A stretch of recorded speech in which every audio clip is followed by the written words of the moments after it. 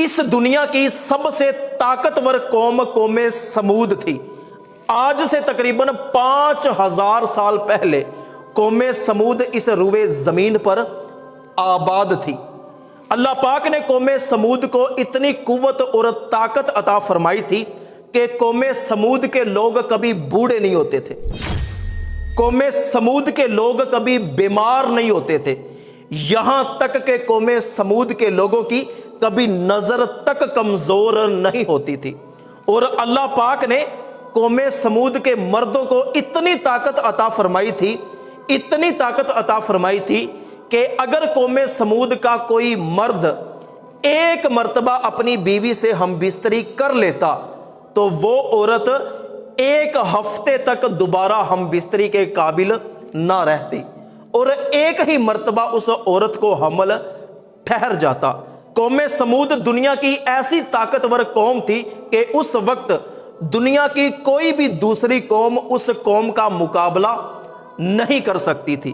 قوم سمود کی عمریں 1000 سال لمبی تھیں، اور قوم سمود کے لوگوں کا اتنا بڑا قد ہوتا، اتنے لمبے لمبے ہوتے کہ بکری جیسے چھوٹے جانور کو اپنی ہتھیلی میں اٹھا کر ایک ہی لقمے میں زندہ کھا جاتے۔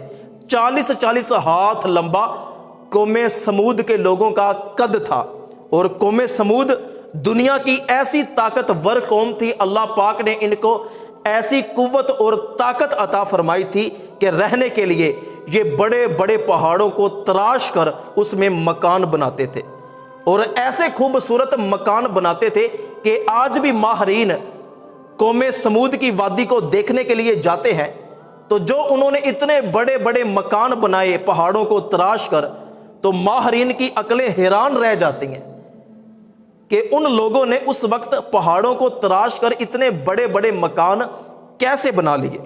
ایسی طاقتور قوم تھی، لیکن قوم سمود کی یہ بدبختی تھی کہ وہ خدائے یکتا کو چھوڑ کر بتوں کی عبادت کرتے تھے۔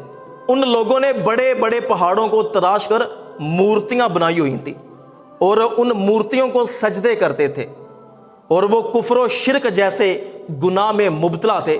چونکہ وہ دنیا کی سب سے طاقتور قوم تھی تو غرور، تکبر، بے حیائی اور فحاشی ان لوگوں میں عام تھی۔ اللہ پاک نے حضرت صالح علیہ السلام کو قوم سمود میں بھیجا کہ اے صالح، جاؤ قوم سمود کو توحید کی دعوت دو۔ حضرت صالح علیہ السلام قوم سمود میں آئے، آ کے قوم سمود سے فرمایا کہ میں اللہ کا نبی ہوں اور توحید کی دعوت دینے کے لیے تمہارے پاس آیا ہوں۔ تم جو کفر و شرک والے گناہ میں مبتلا ہو، اللہ پاک نے تمہیں دنیا کی سب سے طاقتور قوم بنایا ہے، اور تمہیں ایسی طاقت عطا فرمائی ہے جو روئے زمین پر کسی بھی دوسری قوم کو ایسی طاقت اور قوت نہیں عطا فرمائی۔ تو اللہ پاک کا شکر ادا کرنے کی بجائے تم کفر و شرک میں مبتلا ہو، غرور اور تکبر کرتے ہو، فحاشی اور بے حیائی کو عام کر رہے ہو۔ تو لوگوں نے حضرت صالح علیہ السلام کی بات نہیں سنی۔ قوم سمود کہنے لگی کہ اگر آپ واقعی اللہ پاک کے سچے نبی ہو تو یہ سامنے پہاڑ ہے، اس پہاڑ میں سے ایک حاملہ اونٹنی نکالو، ہم معجزہ دیکھنا چاہتے ہیں۔ حضرت صالح علیہ السلام نے لوگوں سے فرمایا کہ اگر واقعی اس پہاڑ سے ایک حاملہ اونٹنی نکل آئے تو تم بتوں کی پوجا کرنا چھوڑ دو گے، گناہ کرنا چھوڑ دو گے، خدائے یکتا پر ایمان لے آؤ گے۔ قوم سمود نے کہا کہ ہاں، اگر واقعی آپ پہاڑ سے 10 مہینے کی حاملہ اونٹنی نکال دیں تو ہم آپ پر ایمان لے آئیں گے، ہم بتوں کی پوجا کرنا چھوڑ دیں گے، خدائے یکتا کی عبادت کریں گے۔ حضرت صالح علیہ السلام نے اللہ پاک کے حکم سے پہاڑ کی طرف اشارہ کیا تو پہاڑ سے ایک خوبصورت حاملہ اونٹنی نکلی، اور نکلتے ہی اس اونٹنی نے ایک بچے کو جنم دیا، اور وہ اونٹنی اتنی بڑی تھی کہ 60 ہاتھ لمبا اس اونٹنی کا پیٹ تھا، اور پھر اس اونٹنی نے اتنا دودھ دیا کہ قوم سمود کے بچے نے اس اونٹنی کا دودھ پیا، لیکن دودھ ختم نہ ہوا۔ وہ روزانہ اس اونٹنی کا دودھ دھوتے اور سارا قبیلہ پیتا، لیکن پھر بھی اونٹنی کا دودھ ختم نہ ہوتا۔ تو حضرت صالح علیہ السلام کا یہ معجزہ دیکھ کر بہت سے لوگ آپ پر ایمان لے آئے۔ لیکن قوم سمود کے کافی لوگ ایسے تھے کہ جنہوں نے انکار کر دیا. وہ کہنے لگے کہ صالح آپ جادو کرو. جادو کر کے آپ نے پہاڑ سے اونٹنی کو نکالا.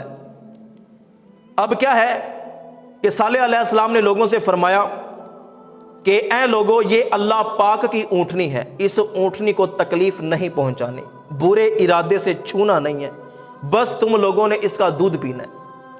وہ لوگ جو ایمان نہیں لے کے آئے تھے ان کی آنکھوں میں یہ اونٹنی بڑی رڑکتی تھی.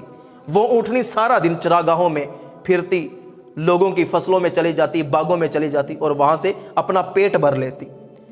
تو جو کافر تھے، جو آپ پر ایمان نہیں لے کے آئے تھے، انہوں نے آپس میں بیٹھ کے مشورہ کیا کہ یہ اونٹنی تو ہماری فصلوں کو اجاڑ دیتی ہے، باغوں میں جا کے چرتی ہے، پھلوں کو خراب کرتی ہے، تو اس میں تو ہمارا نقصان ہو رہا ہے. یہ کبھی کسی فصل میں چلی جاتی ہے، کبھی کسی باغ میں چلی جاتی ہے، کوئی پوچھنے والا نہیں ہے. حضرت صالح علیہ السلام نے لوگوں سے فرمایا کہ یہ جس فصل میں جاتی ہے، جس باغ میں جاتی ہے، اس کا کوئی نقصان نہیں ہوگا، بلکہ اللہ پاک اسے دگنا عطا فرمائے گا. لیکن وہ لوگ پھر بھی باز نہ آئے. آپس میں بیٹھ کے منصوبے بناتے، مشورے کرتے کہ کسی نہ کسی طرح اس اونٹنی سے جان چھڑوائی جائے. تو لوگوں نے بیٹھ کے آپس میں مشورہ کیا کہ کیوں نہ ہم اس اونٹنی کو قتل کر دیں.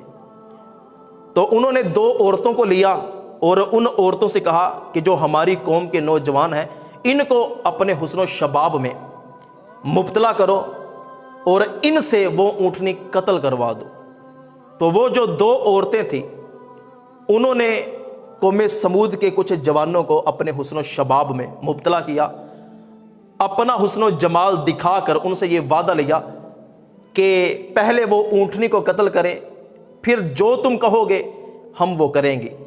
تو کیا ہے کہ جب اونٹنی پانی پینے کے لیے آئی، قوم سمود کے لوگ ایک بڑے تالاب میں پینے والا پانی جمع کرتے تھے، اور وہ پہاڑوں کے اوپر سے پانی آتا تھا تو لوگ پینے کے لیے اس تالاب میں پانی جمع کر لیتے تھے. تو جب وہ اونٹنی تالاب سے پانی پیتی تو وہ سارا پانی پی جاتی، کیونکہ بہت بڑی اونٹنی تھی اور 60 ہاتھ لمبا اس کا پیٹ تھا. تو جب وہ اتنا پانی پیتی تھی پھر وہ اتنا ہی دودھ دیتی تھی. تو لوگوں نے صالح علیہ السلام سے شکایت کی کہ اس اونٹنی کو روکو، یہ تالاب سے پانی نہ پیے، یہ سارا پانی پی جاتی ہے. حضرت صالح علیہ السلام نے لوگوں سے فرمایا کہ ٹھیک ہے، ایک دن تم پانی پیا کرو، ایک دن یہ اونٹنی پانی پیے گی. تو لوگوں کو اونٹنی سے اس لیے بھی بڑا مسئلہ تھا کہ ایک دن ہم اس کی وجہ سے پانی سے محروم رہ جاتے ہیں، ہمیں دودھ پینا پڑتا ہے. تو کیا ہے کہ جب وہ اونٹنی اپنی باری پر تالاب میں سے پانی پینے کے لیے آئی تو کچھ نوجوانوں نے اونٹنی کے جو 4 پاؤں تھے ان کی رگیں کاٹ دی. خون نکلنا شروع ہو گیا اور اتنا خون نکلا کہ اونٹنی زمین پہ گر گئی. پھر ان بدبختوں نے اس اونٹنی کو تلواروں اور نیزوں کے ساتھ قتل کر دیا. جب یہ بات حضرت صالح علیہ السلام کو پتہ چلی تو آپ غصے میں آ گئے. لوگوں سے فرمایا کہ بدبختوں باز نہیں آئے، اللہ پاک کے عذاب کو پھر دعوت دے دی ہے. تو سنو، تمہارے پاس صرف 3 دن ہے، چوتھے دن اللہ پاک کا عذاب آئے گا. نشانی یہ ہے کہ پہلے دن تمہارے چہرے زرد ہو جائیں گے، دوسرے دن تمہارے چہرے سرخ ہو جائیں گے، اور تیسرے دن تمہارے چہرے کالے ہو جائیں گے، اور چوتھے دن اللہ کا عذاب تم پہ آ جائے گا. قوم سمود کے لوگ کہنے لگے کہ ہم بڑے طاقتور ہیں، ہم سے مقابلہ کون کرے گا؟ آپ جائیں، جو آپ کے ماننے والے ہیں ان کو لے جائیں اور یہاں سے چلے جائیں، ہم دیکھتے ہیں کہ کیسا عذاب آتا ہے.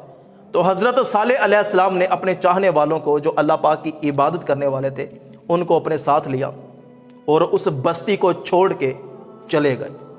پہلے دن ان کے چہرے زرد ہو گئے، دوسرے دن ان کے چہرے سرخ ہو گئے، تیسرے دن ان کے چہرے کالے ہو گئے، اور چوتھے دن ایک فرشتہ آیا.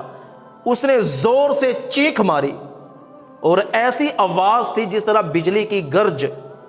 تو اتنی تیز آواز ہوتی گئی، آہستہ آہستہ اتنی تیز آواز ہوتی گئی کہ قوم سمود کے نافرمان لوگوں کے کانوں کے پردے پھٹ گئے، دل سینوں سے باہر نکل آئے، کلیجے پھٹ گئے، زلزلہ آ گیا اور وہ لوگ وہیں پہ مر گئے.